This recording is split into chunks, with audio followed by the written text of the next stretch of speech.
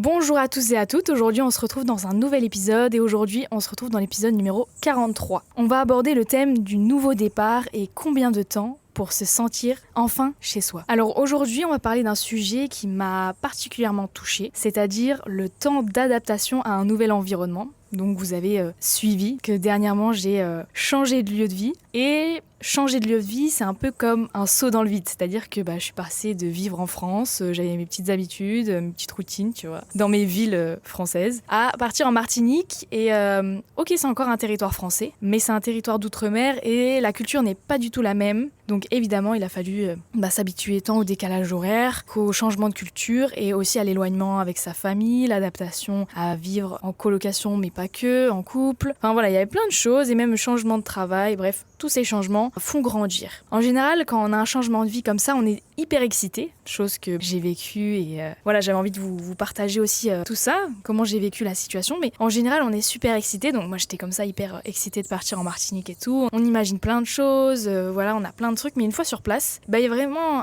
un vrai vide. Si je peux me permettre, il y a vraiment un vrai changement. Il y a un moment où tout va se calmer, où on réalise qu'on n'est pas encore totalement chez soi et pourquoi parfois ça va être assez long de s'adapter. Ça, c'est une vraie question que je me suis posée. C'est pourquoi c'est long, en fait, tout simplement. Et comment traverser ces phases sans paniquer, sans être pas bien et tout. Alors aujourd'hui, je voulais vraiment vous partager cette expérience avec la Martinique parce que on a souvent tendance à montrer la fausse réalité, on va dire, sur les réseaux. Donc tout va bien, tout est beau, tout est rose. Mais derrière ça, concrètement, ça n'a pas toujours été bien. Surtout au début, ça a été dur pour moi de m'adapter. Il y a vraiment des hauts et des bas. Je voulais vous en parler aujourd'hui parce que c'est important de pas se voiler la face et de se dire que derrière tous les beaux moments que tu vas passer, il y a beaucoup de mauvais moments parce que tu vas être en phase de transition, tu vas te poser beaucoup de questions et malgré le fait que tu vas juste changer de vie, on va dire ça comme ça, mais tu vas aussi être amené à te changer toi-même. Tu vas être confronté à d'autres choses, à d'autres environnements que tu connais pas forcément et qui sont hyper déstabilisants. Donc voilà, je voulais voir ça avec toi aujourd'hui qui m'écoute et qui est peut-être en transition, en déménagement, que ce soit en métropole ou ailleurs. J'espère que déjà ça se passe pour le mieux, tu as déjà tout préparé. Et si t'es déjà parti ou en déménagement et que t'es en train de vivre un peu entre guillemets ce down quoi, en mode tout n'est pas comme ce que tu pensais être, on va dire. Et rappelle-toi une chose, c'est que derrière tout ça, ça sera juste que du positif par la suite, tu vois. S'il faut passer par là, c'est inévitable. Et que surtout, on n'est pas tout seul. Bienvenue au club. Voilà. Donc dans un premier temps, en fait, on va aborder l'euphorie du début, chose que tout le monde a, c'est-à-dire que moi j'en parlais surtout avec ma copine avec qui on partait en Martinique, et du coup t'es toute là, t'es excitée et tout de partir, tu dis ouais, il va y avoir des super paysages, de nouvelles personnes, de nouvelles expériences et tout. Et oui, en effet, il y a tout ça. Donc, t'es vachement porté sur de l'adrénaline à donf, sur l'adrénaline du changement. T'as hâte de vivre ça et tout. Et voilà, tu te dis, ça va être trop bien et tout. Arrivé sur place, t'es en mode, ouais, t'es tout foufou encore, t'es encore dans cette euphorie. Tu vois la mer, le soleil, t'as l'impression de vivre une nouvelle vie. Tu vis ta best life, comme dirait ma sœur, genre t'es dans Outer Banks, t'es dans la série et tout.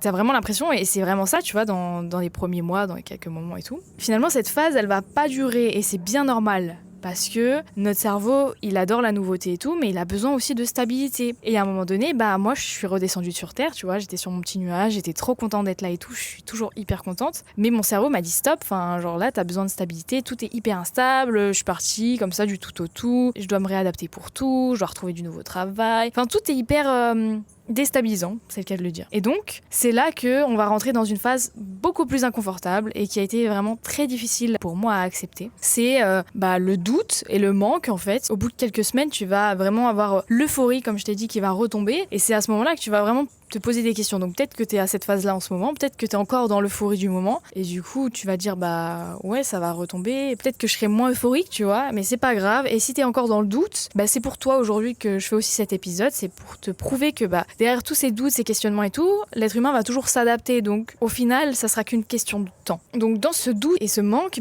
c'est là où tous les questionnements vont arriver. C'est est-ce que j'ai fait le bon choix? Pourquoi je me sens pas encore chez moi? Et moi, c'était clairement cette question-là. J'étais pas du tout dans la question de est-ce que j'ai fait le bon choix? Je savais que j'avais fait le bon choix, mais j'étais en mode mais pourquoi j'arrive pas encore à me sentir chez moi, genre dans ma maison, tu vois? Genre j'étais dans une maison déjà depuis quelques mois. J'étais en mode mais je me sens pas encore dans ma safe place, tu vois. C'était bizarre. Et on se rend compte qu'on n'a plus nos repères, on n'a plus nos habitudes. Moi, j'étais là, ouais, je peux pas aller à la salle à 10 minutes à vélo comme je faisais quand j'étais à Toulouse. Je peux pas prendre le métro, traverser la ville et aller prendre un train, voir mes parents, tu vois. Enfin, genre, il y a plein de trucs comme ça. Et j'étais en mode, bon, un peu chiant parce que c'est pas autant facile. Mais du coup, derrière tout ça, tu vas commencer à ressentir le manque de ce qui t'était familier. Pouvoir aller au cinéma, moi, ça m'a terriblement manqué au début. Pouvoir aller à la salle comme je voulais, pouvoir aller faire mes courses facilement. En fait, tout était aussi question de rapprochement, pouvoir commander ce que je voulais, qui allait être livré quand je voulais, alors que ici c'est très compliqué. Et voilà, on se rend compte qu'en fait en métropole aussi on a un certain confort de vie qui est quand même assez incroyable. Et d'ailleurs c'est quand on n'a plus les choses qu'on se rend compte que en fait on n'est pas si mal logé en métropole en France. Donc voilà, pour ma part du coup ça s'est vraiment passé par des petits détails comme je viens de te citer, toutes ces petites choses que j'avais l'habitude de faire en fait finalement et qui me paraissaient normales, routiniers. Mais en fait ici plus du tout, c'est plus la même possibilité, il faut que je me déplace en voiture partout, il faut que j'aille faire des courses en voiture, pour que j'aille voir mes copines, c'est beaucoup plus compliqué parce qu'elles sont super loin. Après je me suis fait d'autres amis ici donc c'est cool aussi, tu vois. Mais dans le moment, au début, j'étais en mode non, en fait c'est compliqué, il y a plein de trucs qui vont pas, c'est pas comme avant, donc forcément ton corps est un peu déséquilibré et tu te sens pas chez toi, t'as pas de repère, tu vois. Moi, j'avais vraiment zéro repère, même si j'étais en couple et tout, parce que j'avais jamais vécu en couple, donc j'étais vraiment complètement chamboulée, tu vois. Il y avait vraiment pas un truc qui restait pareil, donc ça c'était assez perturbant. Et j'ai envie de te dire un truc très important, c'est que cette phase est hyper normale. Alors même moi j'étais complètement dans le flou et j'étais pas bien et tout, j'étais en mode mais est-ce que c'est normal, est-ce que je suis folle, qu'est-ce qui se passe et tout, vraiment trop déstabilisée, je me posais 500 questions, j'étais vraiment en mode oulala, faut que je me calme et tout. Et en fait, vraiment cette phase est normale. Le plus important ça va être d'accepter que ça fait partie du processus et il faut pas paniquer, il faut pas être angoissé et tout. Alors oui, c'est facile de le dire parce que moi-même j'étais là un peu en panique, j'étais en mode ouais, je suis jamais partie m'expatrier comme ça,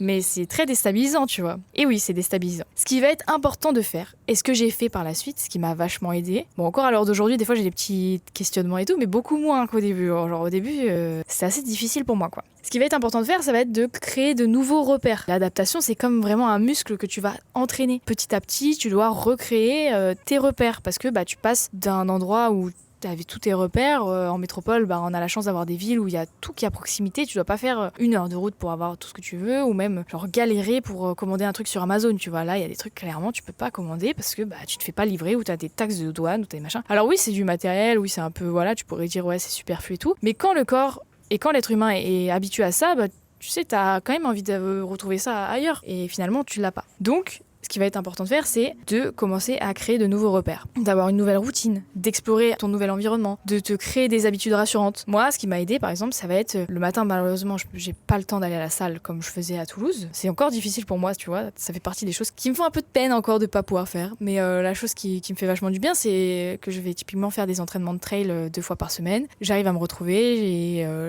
je fais des choses que j'aime, quoi. Là, dernièrement, je me suis mis à faire du kitesurf. Trop cool. Genre vraiment trop bien parce que c'est quelque chose que j'ai toujours eu envie de faire et que j'ai pas eu l'occasion de faire avant. Et voilà, ça fait partie de, pas mon quotidien encore à l'heure d'aujourd'hui parce que je commence, mais ça sera, je l'espère, ça fera partie de mon quotidien, quoi. Voilà, donc j'ai plein de petits trucs comme ça et aussi vous parler, ça m'a quand même un peu gardé mon pied à terre, tu vois, de continuer à faire les podcasts parce que j'étais un peu en mode ouais, c'est bien, tu vois. Genre au moins je continue quelque chose que j'avais encore à Toulouse. Mais après, j'ai quand même changé un peu tous mes trucs sur les réseaux. Enfin voilà, la personne, de toute manière, quand tu vas la changer de son milieu, elle va entièrement changer. Et moi, c'est ce qui s'est passé encore une fois, c'est que j'ai entièrement changé en changeant de milieu. Mais c'est important de créer de nouveaux repères, de lire ton livre, de retrouver des moments où t'es seul, t'es bien. Après ton travail, tu vas boire ton petit café, j'en sais rien, tu vois, tu vas faire des trucs trop cool. C'est ton repère, tu vois, c'est ce que t'aimes faire. Si tu veux, d'ailleurs, j'ai un petit exercice à te proposer, c'est de te poser la question de quel petit rituel tu peux instaurer pour rendre ton nouvel environnement beaucoup plus familier.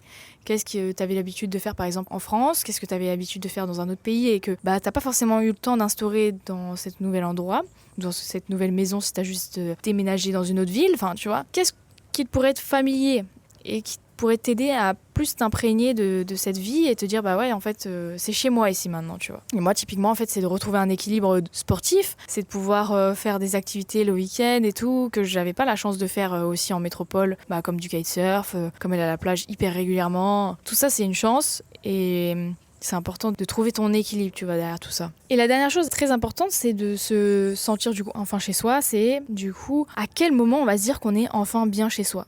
Alors ça, c'est une question que tu vas me poser, c'est évident. Parce que, au bout d'un moment, c'est bon, tu vois, t'as soi-disant fini la phase d'adaptation. Ça fait longtemps, tu vois, que t'es là, sur l'île et tout. Moi, ça fait 6 mois, je suis en mode, quand même, ça fait 6 mois. Au bout d'un moment, il faudrait que je me sente chez moi, tu vois. Et ça dépend de chacun. Mais souvent, c'est quand on va arrêter de se comparer avec l'avant. Et c'est bien vrai ça. Parce que moi, j'étais toujours là à dire ouais, avant, machin, je pouvais aller à la salle quand je voulais, le matin, le truc. Avant mon travail, je pouvais aller à la salle. Le soir, j'allais courir, je faisais plus de sport, machin. Tout était à proximité et moins de temps de route. Et en fait, dernièrement, j'ai un peu lâché prise sur ça. J'ai un peu en mode, ça n'a rien à voir. Genre, t'es dans deux vies différentes, tu vois. Là, faut que tu utilises des voitures pour aller à ton travail, alors que anciennement, tu devais y aller juste en transport en commun et t'en avais pour 10 minutes. Enfin, tu vois, je comparais l'incomparable, on va dire, parce que je devais utiliser des moyens de transport complètement différents, j'avais pas le même mode de vie. Encore une fois, on n'avait pas la même culture. Après, essaye de relativiser comme ça, tu te dis, ouais, ça n'a rien à voir, tu vois. Tu changes d'environnement, même si tu restes en France et que c'est une autre ville, genre tu pars de Lyon pour aller à Lille, j'en sais rien, c'est pas grave, genre tu changes d'endroit, donc évidemment ça sera différent, il faut accepter. Et moi j'ai eu beaucoup de mal, je pense, d'accepter le fait que en fait je change d'endroit et ça va être totalement différent. Et finalement maintenant, après réflexion, j'y pense un peu moins parce que j'ai réussi à trouver un équilibre, j'ai réussi à trouver des activités qui me plaisent et à garder un peu des choses aussi qui m'animaient et que je faisais notamment en métropole, dont mes réseaux, mon podcast, voilà, continuer à faire du sport et tout. Et ça m'a aidé vachement à me sentir bien ici.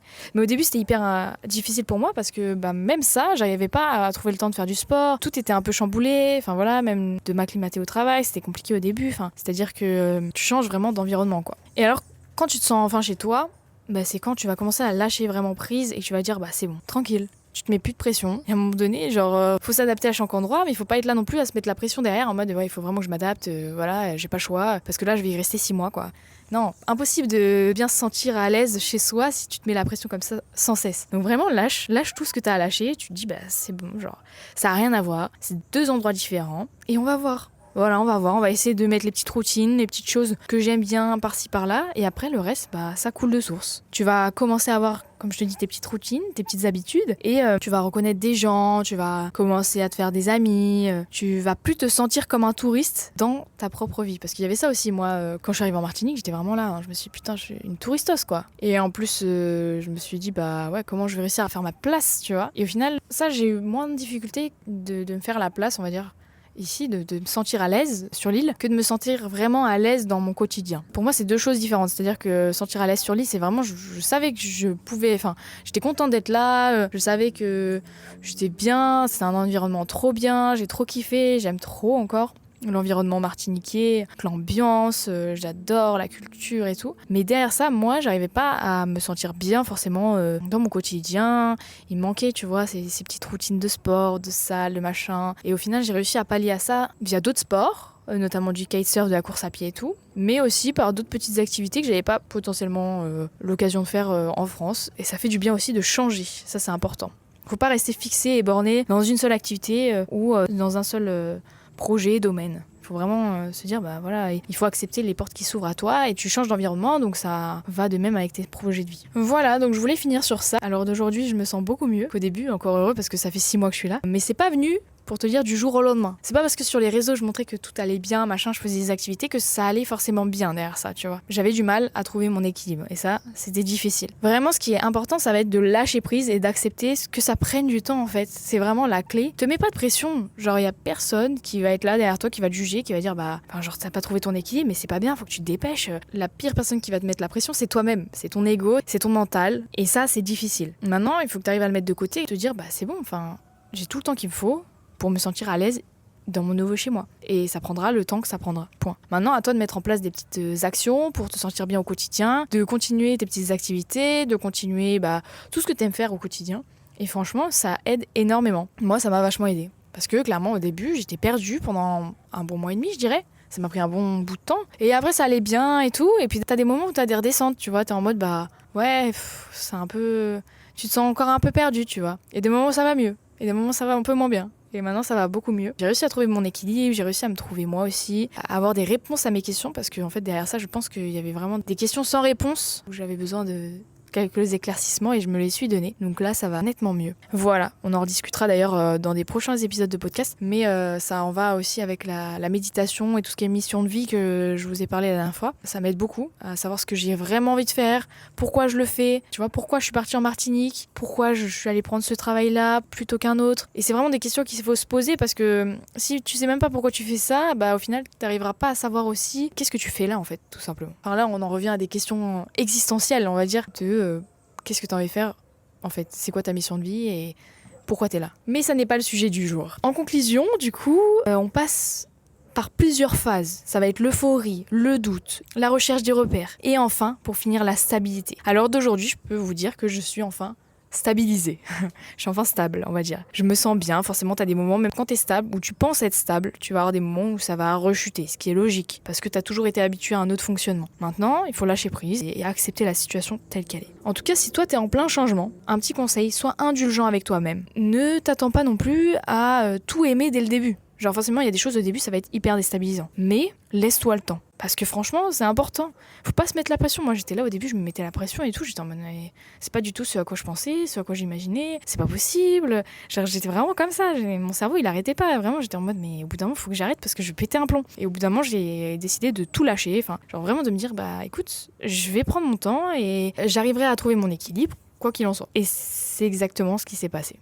Avec un petit peu de temps et du lâcher prise, tout simplement. Voilà, je voulais te laisser sur ces petits mots-là. J'espère que l'épisode t'a parlé. Dis-moi en commentaire ou en DM sur Insta si tu vis ça en ce moment, dans quelle phase tu es à l'heure d'aujourd'hui. Et je serais très intéressée de parler de ça avec toi. J'aimerais savoir aussi par quelle phase tu es passé. Si tu as d'autres phases, n'hésite pas à me les dire. Et si cet épisode t'a parlé et t'a aidé, pense à le partager et à laisser une note sur la plateforme d'écoute. On se retrouve dans 2 semaines pour un nouvel épisode de podcast. Sur ce, je te fais plein de bisous. Ciao, ciao.